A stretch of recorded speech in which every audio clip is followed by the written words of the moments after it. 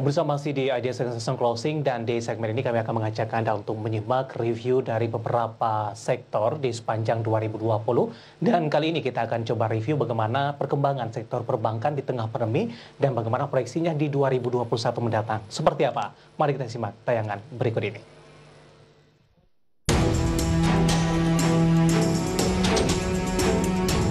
Sepanjang tahun 2020, industri perbankan menghadapi banyak tantangan. Tak hanya sulit mengalami masa emas dengan mencatat pertumbuhan kredit 20 hingga 30%. Pada 2010-an, pandemi coronavirus membuat kinerja perbankan makin terpuruk.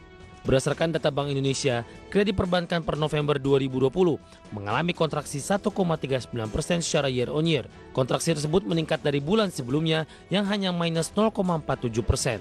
Kontraksi pertumbuhan kredit dipicu masih lemahnya permintaan kredit modal kerja, kredit investasi dan kredit konsumsi khususnya di daerah-daerah yang termasuk dalam wilayah yang beresiko tinggi terhadap penyebaran COVID-19. Meski mengalami masa sulit, Otoritas Jasa Keuangan mengklaim stabilitas sektor jasa keuangan masih tetap terjaga, meski dampak pandemi masih cukup kuat hingga akhir tahun ini. Berbagai kebijakan dan instrumen pengawasan telah dikeluarkan OJK untuk mencegah dampak pandemi COVID-19 yang lebih luas terhadap perekonomian dan sektor keuangan, khususnya untuk membantu masyarakat, sektor informal, UMKM, dan pelaku usaha. Di antaranya ialah dengan kebijakan restrukturisasi kredit dan pembiayaan yang diperpanjang hingga Maret 2022.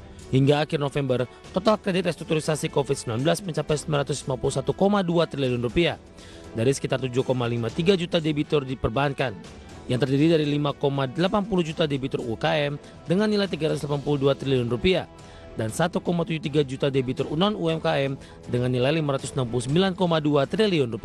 Pandemi COVID-19 yang dikhawatirkan masih akan terjadi di 2021, membuat OJK memproyeksi kredit perbankan hanya tumbuh 6 hingga 7%.